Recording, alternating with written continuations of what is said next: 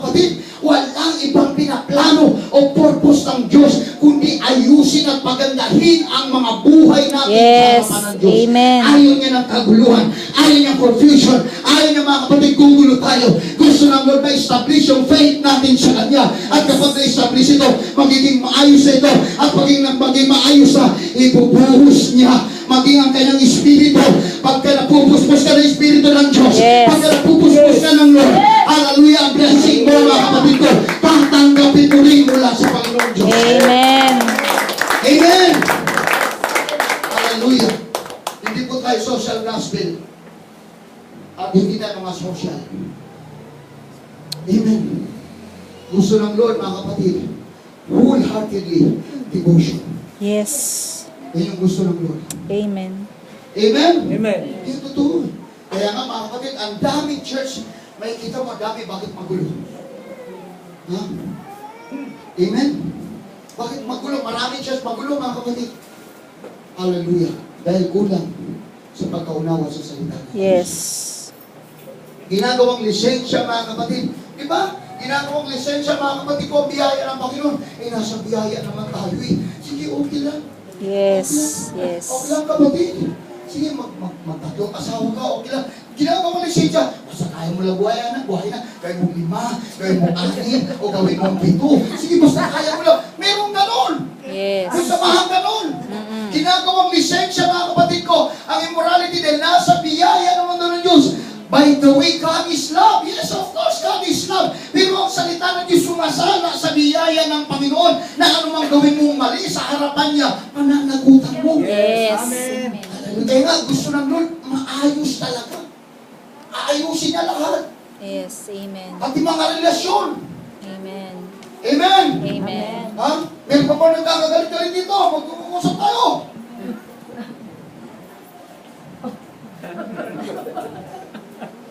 Baka may mga magkakapatid o mag-aasawa pa nag-away-away pa rito. Kailangan matapos na. Yes. Amen. Walang kabuluhan ang pagsamba natin. Sumisigaw lang tayo sa Lord, mga kapatid, pero ang puso daw natin malayo sa Panginoon. Hallelujah. Sabi ni Mark, mga kapatid, sumasamba lang sila sa puso, pero ang puso, wala sa puso. Yes. Amen. Eh, totoo. Pag nag-react ka, wala ka ba? Wala na. Peace. Peace be with you. And also with you. Kaya ano? Peace be with you. Peace be with you. Peace be with you, tapos iniiwasan. Wala na, di ba? Masarap ng samahan natin. Yes. Amen. Wala na nagkagalit-galit. Kung may tampuhan man, okay na dahil. Natural lang yung tampuhan. Ha? Basta yung tampuhan, huwag kang humantong mga kapatid sa kaguluhan. Amen. Diba? Napakasarap ng papayaka. Yes. Napakasarap yung naaani mo yung blessing ng Lord sa buhay. Amen. Okay. Yung bunga ng kapayapaan. Amen ba mga kapatid? Amen. Hallelujah. O masama, mahirap kasi, sa totoo lang, di ba? Di ba mga kapatid, mahirap may kagalit, no? Yes. Nung may nagagalit sa akin, talagang pinagtampo, patawad, o patawad. Kasi mahirap may kagalit, Hindi ko lang sinabing Lord, di naman siya Lord, Basta ako lang patawad. Masarap kasi yung maluwag yung puso natin. Yes. Ha? Amen. Di pang pagsalubong mga kapatid, hindi yung parang mayroong kang ibang daan. Liliko ka. Pag nakita mo mga kapatid, kaya nyo bang gawin yun? Hindi na kayo lumiliko? Pag sila lumiliko mga kapatid, nakikita mo, mga may nakasalubong ka dyan sa lumiliko mga kapatid, ay may sama na loob sa iyo. Hello? Amen. Amen? Ang sarap noon eh. Kasi pagka nananalangin ka sa Espiritu ng Diyos. Yes. Eh mahirap mga kapatid, minsan may mga prayer tayo hindi natin natatanggap kasi nga mga kapatid, hindi kasama ang Espiritu ng Diyos. Amen. Gusto na nun, madama talaga natin yun mga kapatid. Hallelujah. At last mga kapatid, keep yourselves in God's love. Amen. Ito na naman tayo sa love. Di ba? Kailangan manatili ang sarili mo, mga kapatid, sa pag-ibig ng Diyos. Kaya sabi ko nga, pagka tayo talaga umiibig sa Diyos, mga kapatid, mandatory talaga ito eh. Pagkamahal mo talaga ang Diyos, mga kapatid, at nananatili ang pag-ibig ng Diyos sa buhay mo, mga kapatid, ano ang magiging problema? Wala. Kasi pag umibig ka, magtitiwala ka na. Pag umibig ka, hindi ka gagawa ng masama. Pag umibig ka, hindi ka magsasalita ng masama. Di ba, mga kapatid? Mamahalin mo, pati kaaway mo. Tingnan mo katabi mo. Hindi yan ang kaaway mo. Kapatid mo. Hello? Amen. Totoo yun. Manatili ka talaga sa pag-ibig ng Diyos eh. Keep yourselves. Panatilihin mo talaga. Hallelujah, ang pag-ibig mo sa Diyos, mga kapatid. Kasi kailangan natin ng blessing, mga kapatid, for all times. Lahat sa araw-araw, mga kapatid, kailangan natin yun. Ha? Kaya nga ito raw, mga kapatid, ang siyang makapagpapatibay sa atin sa mga spiritual warfare natin. Sa anumang labanan natin, mga kapatid, pagka ang Diyos nasa ating tabi, nananalo tayo sa labanan. Bakit? Nananatili ang pag-ibig ng Diyos sa atin. Nandito siya palagi sa puso natin. Kaya wala magiging problema. Yes. Amen. Amen? Ang mag-asawa, hindi na mamumblema. Ang magkakapatid, hindi na mamumblema. Kasi iniibig mo siya. Ha? Mamahalin mo siya. Mamahalin mo dahil mahal mo ang Diyos. Yes. Hindi mo pwedeng sabihin, Lord, I love you talaga, Lord, 3 times a day. Pero yung gagawa mo, hindi mo mamahal. Diba? Kasi pastor, kasi grabe kasi ginawa niya sa akin, grabe talaga pastor, ay grabe, hindi. Love covers all sins. Yes. Ano yung pag-ibig? Tinatagpa ng lahat ng mali. Takpan mo, hindi na makasingaw yun. Takpan mo. Ano yung kahinaan niya? Takpan mo ng pag-ibig. Yes. Amen. Kung si Lord nga, mga kapatid, hindi lang umibig sa atin, mga kapatid. Abay, kada mali natin, sinampal tayo, dami natin bukol. Ay, grabe, no? Isipin mo mabuti. Ha? Kung hindi kaya tayo ibig ni Lord, mga kapatid, sa lahat ng mga nagawa natin araw-araw sa buhay natin, kung hindi tayo minahal ng Diyos, mga kapatid, at iniintindi niya, mga kapatid ko, sa tuwing magkakamali tayo, hallelujah. Ano kaya, mga kapatid ko, ang kahinatan natin? Yes. Ha? Baka nasa basurahan na tayo ngayon, dinapon. Sinalvage na tayo.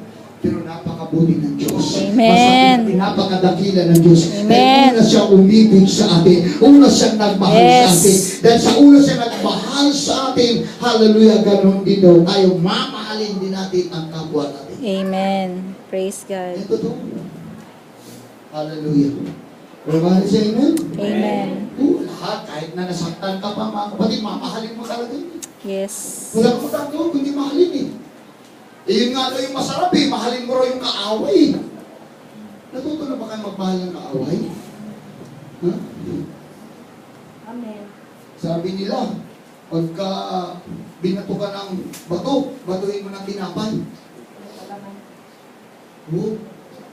Kaya lang, ang palaman ng tinapay, garapon. Wasak ang mukha. Ganun din.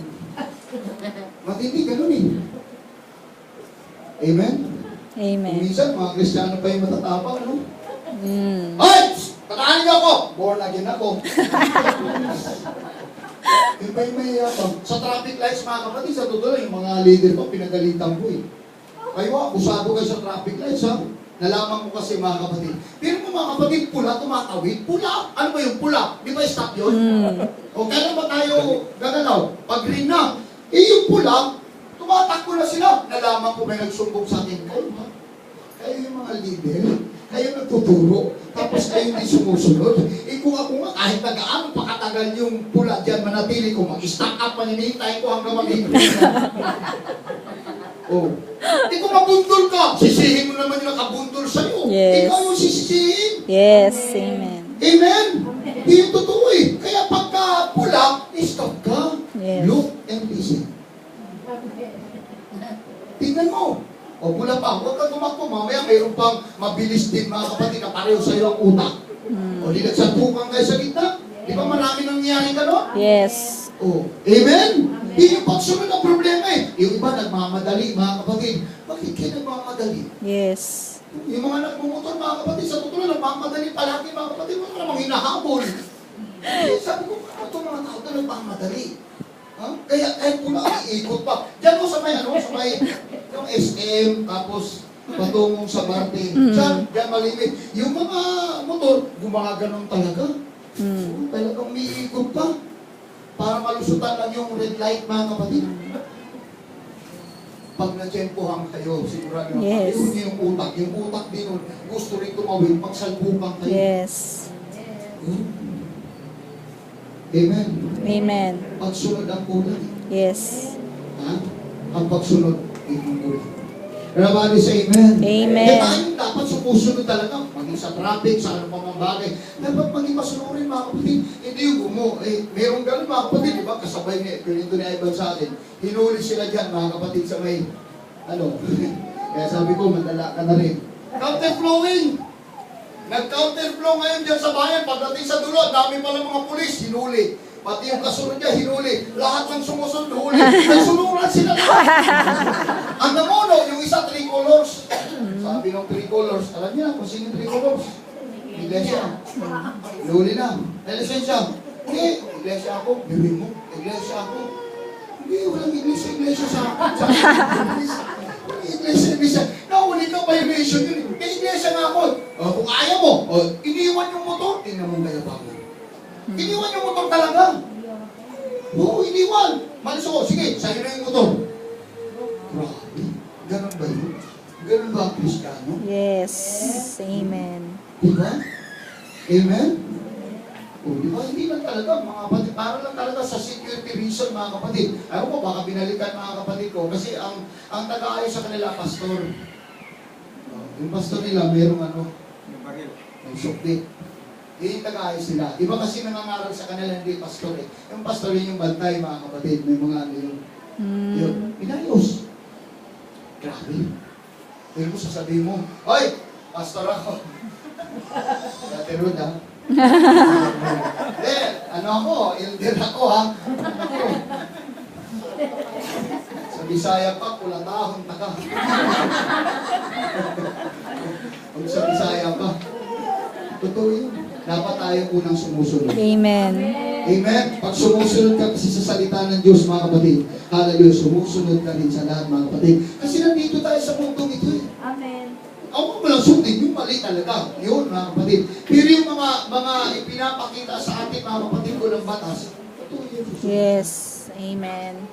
Everybody say amen. Amen. Matuto ka magmahal doon, mga kapatid. Mamahalin mo kaya pagkamahal mo lahat, mga kapatid ko, walang problema. Amen. Amen ba, mga kapatid? Amen. Palakpakan natin ang ating Diyos sa buhay, mga kapatid ko.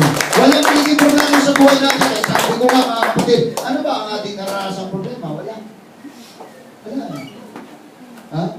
Hindi ibig sabihin, wala na ang Diyos sa atin, dahil wala tayong pagsubok. Hindi, sumusunod kasi tayo. Yes. Pag sumusunod ka, wala talaga pagsubok na darating sa'yo. O di ba, mga kapatid? Pagka sumuhay ka, ang dami mong problemang maranasan. O sumuhay ka nga lang, mga kapatid ko, sa traffic, mag-counterflow ka, huli ka. Problema, bakit? Eh, mahal ng tubos yun. Magkano ba ang tubos sa lisensya? Brad? Magkano, Brad? Walang helmet. 1.5? O. Kaya ako, bibili na ng pandesal sa hapon, naka-helmet eh. O, totoo. Hindi, pero biro. Lalabas lang ako, mga kapatid, naka-helmet. Bakit? Ibiro mo ba naman?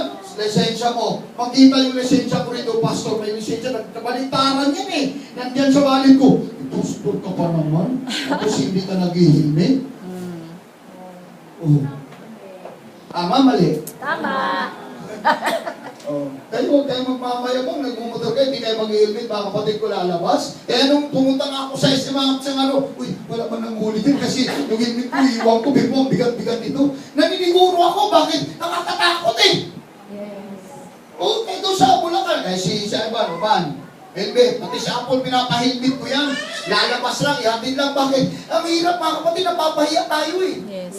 Awa ng Diyos, mga kapatid, 53 na ako, hindi pa ako nahuli. Hindi pa ako nahuli. Eh, kasi pag tinignan yung lisensya ko, intact naman, may lisensya. Intact, mga kapatid ko, merong ano yung helmet, ano matawag nun? ICC, kumpleto eh, nandyan, nakalahat eh. Akala mo yung wallet ko, ang kapal, akala mo pera, papel yun. Papel, lahat. Dito mo, ICC, 2 helmet yun, mga kapatid, palit-palitan. O di walang huli. Pagka ano, sige sir, diretsyon. Yes.